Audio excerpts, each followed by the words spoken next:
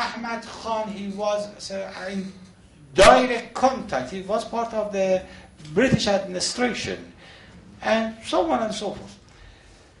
And they as I said, they tried to adjust Islam according to the Western values. And for that reason, I use this term, Muslim intellectuals, not intellectual Muslims. There is a difference between these. The difference is that for the one group, Islam is the base, and the emphasis on Islam. For the second, is that some other issues outside Islam, like Western values, it is the main pole, and we have to adjust and reform Islam to one. And I term them Muslim intellectuals. I mean, it is my own term that I use it. Perhaps in Persian language, the Musliman روشنفکر و روشنفکر مسلمان. Perhaps in Persian language, it has a much more clear meaning. I have a question which I think some students were asking during the break. That this is essentially a situation with the Sunni groups. Yeah. Do you see, without the terminologies attached to it, the same aspects being mirrored in the Shia? Yes, it is. One of the very famous Iranian figures, I'm sure that all of you heard of him, is Dr. Surush. And he proclaimed about 3-4 years ago himself in one article that I am neo-motacilla. I am a neo-motacilla. And it is interesting to note that Dr. Surush, it is in direct influence of Fazlur Rahman. And his very famous book in Persian language, a summary of that translated to English. Without quoting Fazlur Rahman, he used and expand the ideas of the Fazlur Rahman. Even the terminology, minimal Islam, maximal Islam, expansion and restriction of deen, qabz و bast shariat, these are Fazlur Rahman's terminology in that introduction of Islam and modernity. It is a book, it is called Islam and Modernity. It does have 20-page introduction. Fazlur Rahman. This is a very important introduction. I think it is less than 20 pages. 12, 14, something like that. Very important. Very, he wrote that book in 1982 when he was quite mature in his thought. And Dr. Surush is quite under that influence. And in Shia fiqh, in Hawza Ilmi Qawm, for instance, between jurists, gradually you can see this tendency, and one of them, although I'm talking to I try to be quite descriptive. One of them, it is completely used without knowing Fazlur Rahman or this neo-Mu'tazila. I don't believe that he himself does know these people at all. He doesn't know them. But he's mentioned one of the jurists in Qom, one of the Ayatollahs, his understanding quite like that in terms of some ahkam about punishment, inheritance, human rights, and some other things. Ayatollah Javadi Amuli also, he somehow tried to conceptualize and develop this idea to some extent. On top of them, it is good to speak about, it's some good subject to speak about. On top of these contemporary figures, the late Ayatollah Imam Khomeini, in one of some of his speeches toward the end of his life, not at the beginning of the establishing the Islamic Republic, toward the end, in the last year, after being in power, put it in that way, for 10 years, he presented some new ideas, which was quite new in the Shia jurisprudence methodology of ijtihad. And I mean by that his theory about the role of time and space in understanding Sharia and issuing fatwas. It is quite new in Shia jurisprudence. It is quite new. There are some tendency in here and there, some not as such, but there are. Thanks very much. I would like to just see how many questions we have, because we have to. You have a question, Professor Stad. Anyone else? You have one, and you have one. Okay. Let's start with Ustad, please. Thank you very much. I have 2 or 3 questions, but I should arrange my idea also at first. I'm so confused. So simply at first, one question. Classical Mu'tazila said about Samba Gaba, Hassamba Gaba. And I understand if this is not a mistake. My understanding is that the good behavior and the bad behavior. The good behavior and the bad behavior, reason can distinguish this good one and the bad one. And in my viewpoint, Western reason, Western modern reason has not this Hassamba Gabar, but just only truth and false. For example, it is logically truth or logically wrong. This is a Western modern truth and false. In modern times, they just. And the question is that, yes, they use wrong and right. Yeah. But how you evaluate something that it is right or wrong? Yeah. Classical Mu'tazila has two reasons in one reason. One is the Hassamba Gaba. This is one good behavior and bad behavior.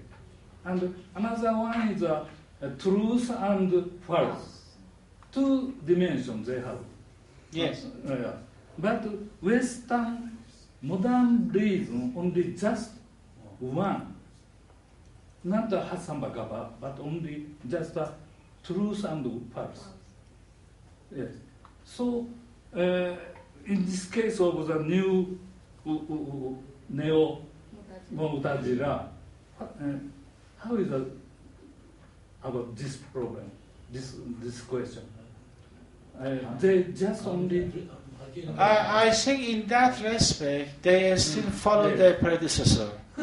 And they try to say, as Mu'tazila old and new, they try to say that we, by our reason, without referring to religion, any religion, whatever, Christianity, Islam, Buddhism, whatever, without referring to any kind of, by ourselves, we can understand that this action is good and this action is bad. And because it is good and it is bad, it is right and it is wrong. So it's the same with classical. Yes, I think they follow the same line of that, in that respect. Yes. They haven't abandoned yes. one aspect of you said. Yeah. They still defend that.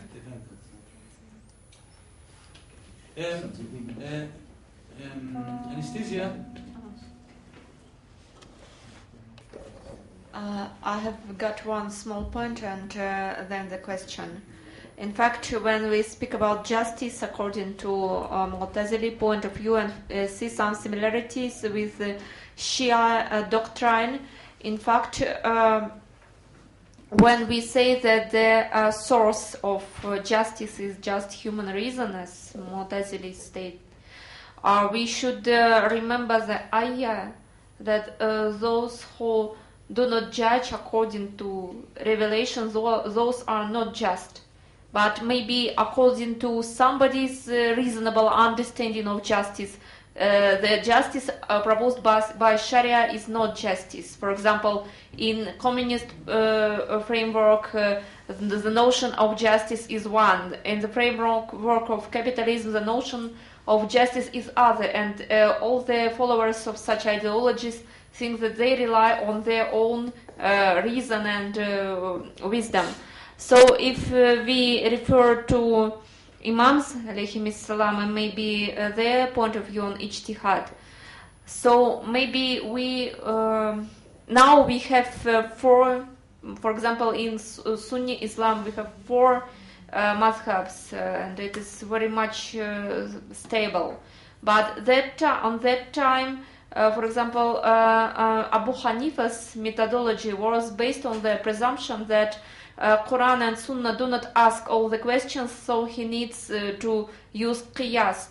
But Imam Ja'far as-Sadiq alayhi salam was objecting against this approach, pointing that all of the questions are answered in Quran and Sunnah, but people just need intellectual methodologies to exclude it. So when we say about Shia understanding of ijtihad, so it is quite another, maybe just from from giving some points of view evolutionary on some new aroused questions, but it is rather deriving it, the process of derivation out of the sources.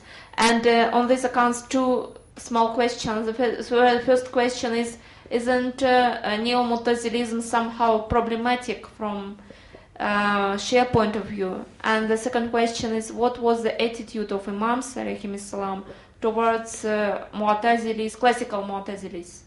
Thank you.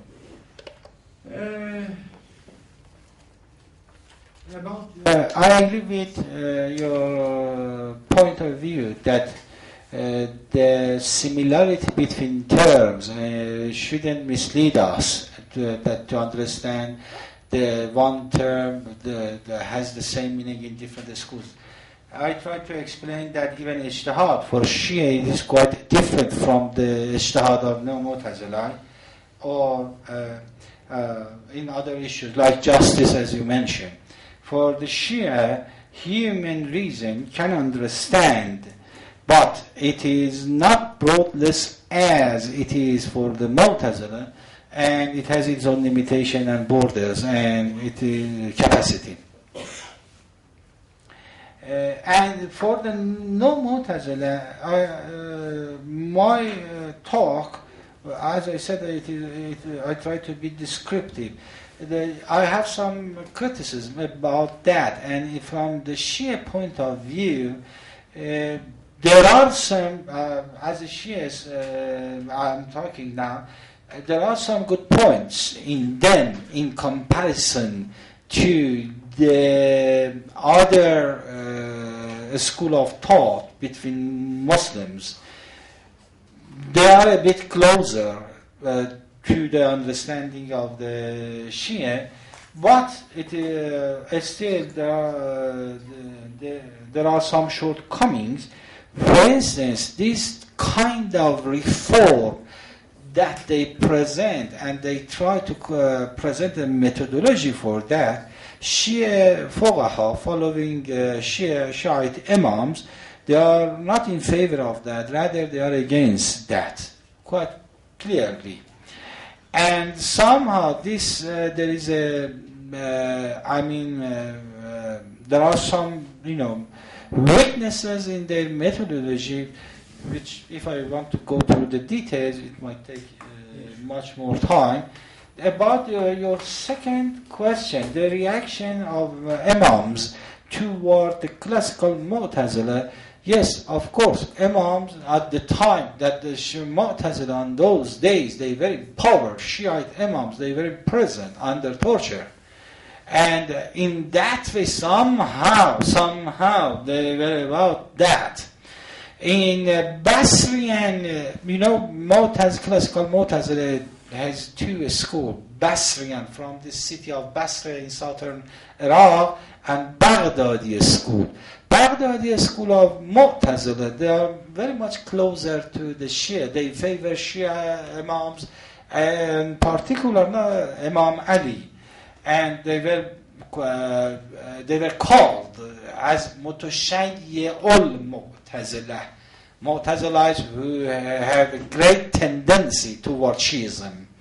But still, Shia Imams, we do have some good deal of number of traditions about the criticism of the Shiite Imams of the Mu'tazilite ideas, especially on the way that they use reason and aql. According to Shiite, the capacity of art and the way it has to be used has its own definition. We do have that, and it needs more study. Sorry, Nuri, I would have just a comment. just a comment. Actually, there was so much talk of the Sunni school of thought and basically of the Ash'arites. So I would like to add one thing in the debate is that yes, Ash'ari believe that reason cannot understand revelation exactly the way, and therefore obviously revelation determines the Muslim's behavior rather than the reason. But I think after that what has been substantiated in the Sunni thought was the Maturidiya, and they believed this thing that yes, reason can understand what revelation is, but reason is not the legitimate source to determine the behavior of the Muslims. So therefore, I just wanted to throw this idea because it was being ignored for a long time. Good point. When normally there is a comparison between an Ash'arite and Mu'tazilite in reference books and this and that. And Maturidi, it is a very interesting school, which unfortunately not studied very well in that respect. I was simply saying this thing that this idea was substantiated, especially among the Hanafites, not the Ash'arites. Okay, Nuri. Actually, you have already explained what I wanted to ask, so now I don't need to ask. But now I'm writing a dissertation on Maqasid Sharia, so I'm very interested in your lecture. And if you have written some books on this topic, could you please introduce me? I have some article in Persian language, unfortunately nothing in English, but if I have your email, there is a good book, it is called, I'm sure you know about Shatibi and these things. But if you read this book of Shah Waliullah, Hujjatullah al-Baligha, he was a Sufi, he was a Hanafi, he has some vision, and in that book actually he paved the way for later generation in subcontinent. I mean the subcontinent intellectuals, they are quite under the influence of this Shah Waliullah. And about this Maqasid al-Sharia, the late Ayatollah Mutahari in Iran, he wrote in some of his books, he discussed that extensively, but it is in Persian. Do you know Persian? No. Do you know Arabic? Of course you know Arabic. Perhaps these books, it is called... He will pass you the Arabic version. We try, I mean, if we have your email, later we can exchange some. But even the articles that Dr. Ilm has written, if you could get it, then you could maybe get them translated later on. That article specifically is written about the method of ijtihad for Fazlur Rahman. For that, I read all his articles, books, everything, and I tried to explain and then criticize that. But it is in Persian. Hussein. Thank you. This very simple question. just need your At the end, one simple question. need clarification. I try to understand why you use the term neo-motazila. Neo-motazili. Because in my understanding, the scholar that you list, it is wide range of gradation of, not exactly the same understanding on Yes. on Mu'tazila. You are right. Maybe the weak and maybe, for example, Khalis Majid that you said, I think he's just defender of rationality. Yeah. You are right. Yeah. And he never Claimed that. liberalism. It is a good point. I explained that first. You continue. Let me explain that, then you can do that. You see, some of these scholars that I named, they never claim that they are Mu'tazila. Yeah. Some of them, they never claim. Even they, if you term them as a Mu'tazila, they reject that. They said, why you are calling me a Mu'tazila? I'm not a Mu'tazila. Yeah. But the principles that they accepted and they use in their discussion are the same as the principles of the classical Mu'tazila. Even they deny, I'm not a Mu'tazila. For that reason, they were classified as a Mu'tazila. And for the Neo-Mu'tazila, unfortunately, we do not have too much literature. Just about 2 to 3 years ago, a German writer, I don't remember his name, he wrote a book in Dutch language. Unfortunately, I cannot read that. I put it in Google Translator, but the Google Translator crashed, and he couldn't translate. I mean, we do not have much book about them. And So please. this is one point, because some of them, they never call, like Yes, Iqbal, that's the Afghani, he didn't call himself as a Mu'tazili, but elements in his thoughts, his quality, and because, Yeah, that's why I try to. Yeah. To make one statement, then please confirm my understanding about this. Why do you or other scholars categorize them as neo-Mu'tazila? In my opinion, maybe they share the same method. Yeah. So they do not employ a philosophical approach in the term of philosophy, analytical philosophy, something like that. So it is just like jadal, their approach is jadal, dialectic. And I also found these young figures, they claim liberalism rather than neo-Mu'tazila, but we can categorize them as neo-Mu'tazila because they just employ dialectical approach, jadal, argument, not demonstrative. In philosophy, we should demonstrative. So, but sometime now, they try to use, for example, hermeneutic to show the temporality, historicality text, holy text, and historical being. And that is the meaning of Hudus al-Quran. Yeah. Or Khalq al-Quran. Yeah. And this is one of the classical Mu'tazila principle. For that reason, this group of scholars, they found in old Mu'tazila some elements. By using them, they can reform the Islam and it make Islam compatible with the modern values in that way.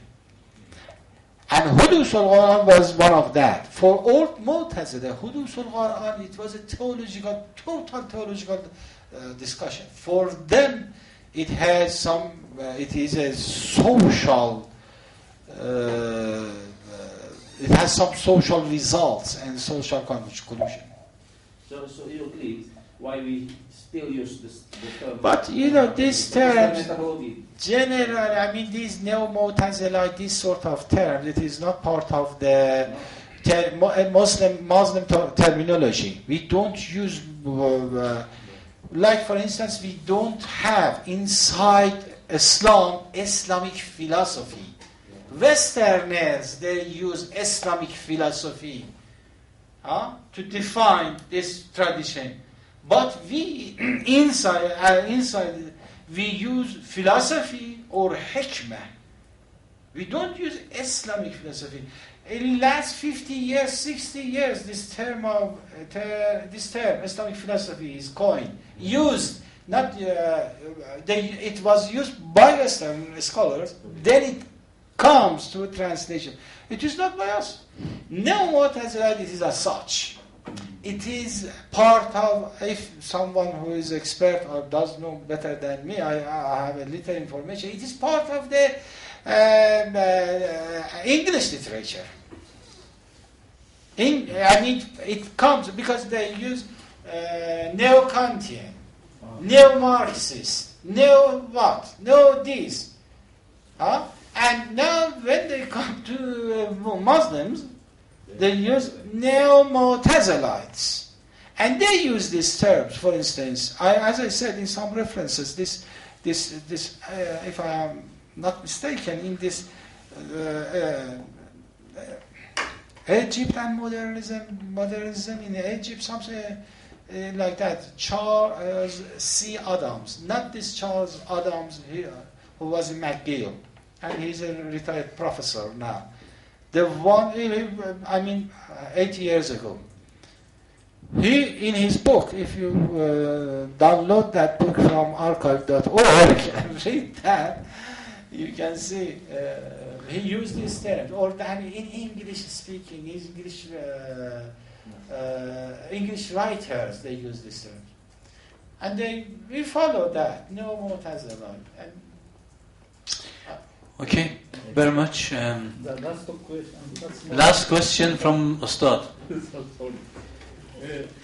So my last question is, yes, about a free will. Free will, yes. And free will,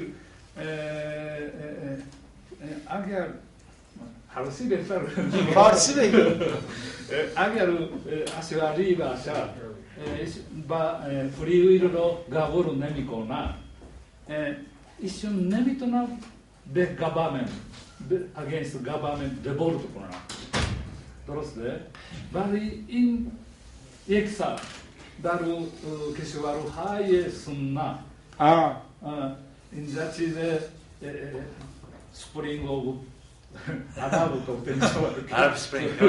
Okay, yes, I know these events, yes. This is the influence of the free will of neo-Mu'tazila